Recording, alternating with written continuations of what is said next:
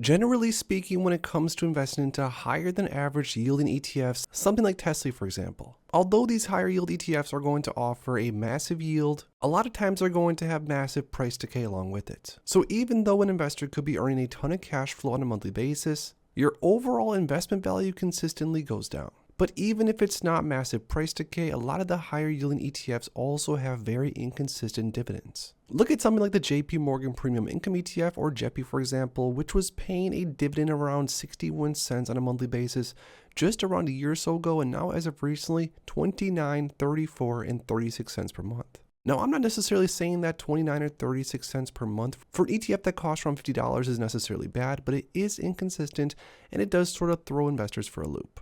Now in this video, we're going to be going over and analyzing a super high yield ETF that doesn't have most of the negatives that lots of other higher yielding ETFs have, but yet still has a lot of the positive attributes that most of the higher than average yielding ETFs out there have. Now, if you're interested in learning more about what I think might be one of the best high quality, higher yielding ETFs out there, make sure to stick around, drop a like down below, and let's get right into it. Now again, the high yielding ETF that I'm talking about that offers a lot of the good but not as much of the bad when it comes to higher yielding ETFs is SVOL, or the Simplify Volatility Premium ETF. Now without wasting any time at all, heading right into the SVOL Simplify Volatility Premium ETF overview. It says SVOL seeks to provide investment results before fees and expenses that correspond to approximately 1/5 to 3/10 the inverse of the performance of the CBOE Volatility Index or VIX Short-Term Futures Index, while also seeking to mitigate extreme volatility. It then says that we believe many traditional sources of income are failing to meet investors' needs in today's low yield environment. And with this, SVOL aims to provide an attractive income stream and source of diversification while seeking to avoid risks in other income producing asset classes.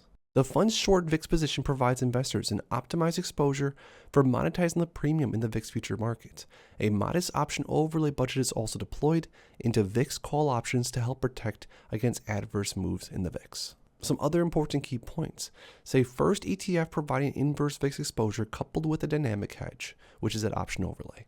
25% of short VIX exposure helps to balance trade-off between high income and volatility drag. Deep out of the money VIX call options seek to provide low cost protection against extreme VIX spikes. Also important, the distributions or the dividends paid are on a monthly basis, which helps for those investors that are looking to get cash flow more consistently, and no Schedule K1, which when tax time comes around, that's going to be very helpful.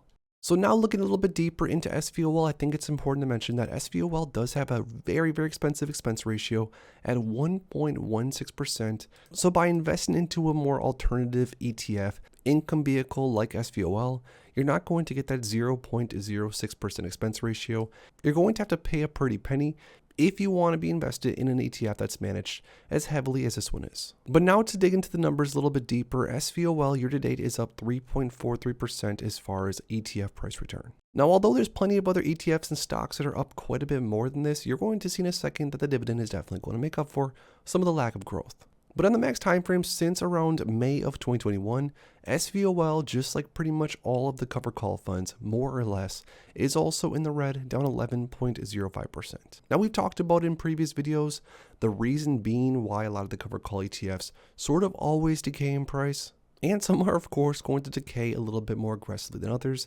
For example, here the Tesla ETF is down 47% in just around a year or so. And although price decay isn't necessarily all that bad because total return is really what you're looking for, when investing into something like this, you're worried about the dividend plus the price return, of course. And the dividends for something like this are massive. But still, year to date, SVOL has zero price decay, up 3.47%. And just a side note, I came across this ETF about halfway through this year and I started buying a few shares here and there. And over time, I've been watching it very closely, how it's traded during different market conditions, etc., etc. And overall, I've been pretty excited with the results. Because for me personally, my portfolio does have quite a portion of it that's sort of income focused and sort of trying to generate as much cash flow on a consistent basis. But with that, I don't want to be invested into things that are decaying too much in price. So the way that SVOL is traded, at least over the past 6 months, I've been adding more and more shares across my portfolios. And as of right now, altogether, I might have a few hundred shares as of filming this video. So now that we went over the way that SVOL has traded over multiple different time frames, and I've kind of proved to you for the most part that there's honestly not all that much decay in ETF price, although there is some decay. I'm of course not blind, but again, considering something like this is offering a 16.47% trailing 12-month dividend yield, I personally would be very, very content buying into something that trades absolutely sideways or even down a tiny portion. If for that reason it's going to yield around 16 to 17%, sign me up all day. But another thing that I was definitely concerned about when first investing into SVOL, which was, like I said, about halfway through this year, I was concerned that the monthly dividends were going to slowly get smaller and smaller and smaller.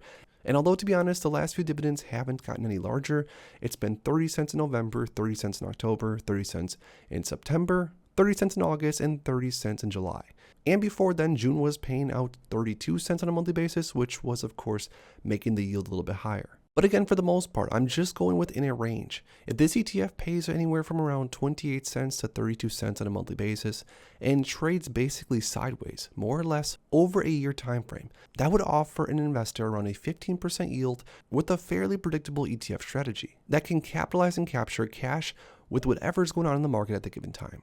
Now lastly, I thought it would be fun to chart out SVOL next to the king, the S&P 500, the SPY ETF, and look at the performance on multiple different time frames now. Keep in mind, take this all with a grain of salt, SVOL has not even been trading all that long, so we don't have that much data to go off of, which is why for me personally, when I come across ETFs or even stocks like this that are sort of new and they have sort of a wacky strategy or whatever you want to call it, I normally buy a few shares here and there, see how they perform within my portfolio, and then over time, as I find time in my personal life, do more research on them and sort of see long term if it fits what I'm looking for. And that's exactly what I've been doing with SVOL, and over time I have been stacking up more and more shares, buying on red days, and at this point I'll definitely continue to do so. But now to get to the numbers, SVOL on the 1 year time frame or 364 days is up 26.55%. Now again, this is total return, so this is dividends and price return included. Because don't for a second get mistaken that if SVOL didn't pay this big of a dividend, or if the dividend got cut for some reason, the total return would not even be close to what it is currently. But in that same given time frame, surprisingly enough, the S&P 500 has returned 16.81%. And once again, we need to make it very clear. It's very hard to beat the S&P 500 long term, especially for investors that might be newer to investing. And that's why a good rule of thumb is to, of course, buy into the S&P 500 and just set it and forget it. But that being said, S&P 500 of course doesn't offer a massive dividend, and some investors may be closer to retirement, or investors like me that want more cash flow on a consistent basis to invest into more different dividend stocks and ETFs.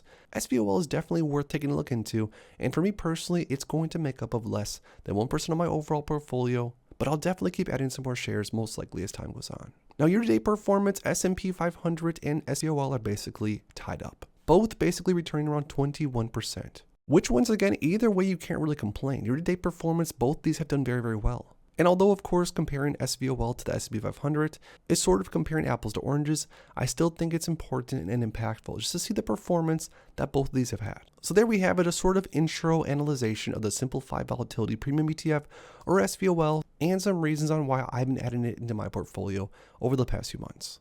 Now, SVOL definitely is not going to be the perfect investment for every investor out there, but for those investors out there that do favor cash flow for whatever reason, maybe once again it's because you're looking to retire, or once again maybe you just want more cash flow on a consistent basis. Either way, SVOL is definitely one of the higher yielding ETFs you should definitely look into, and an ETF that I'll personally be adding more to my portfolio over the next year. But now I want to hear from you guys down below, is the SVOL ETF an ETF that you would add into your portfolio? Comment yes or no down below and let us know why. If you enjoyed this video, make sure to please drop a like and subscribe for more future content like this. Thanks as always for stopping by, and if you are interested in investing, make sure to check out these recent videos I posted right here.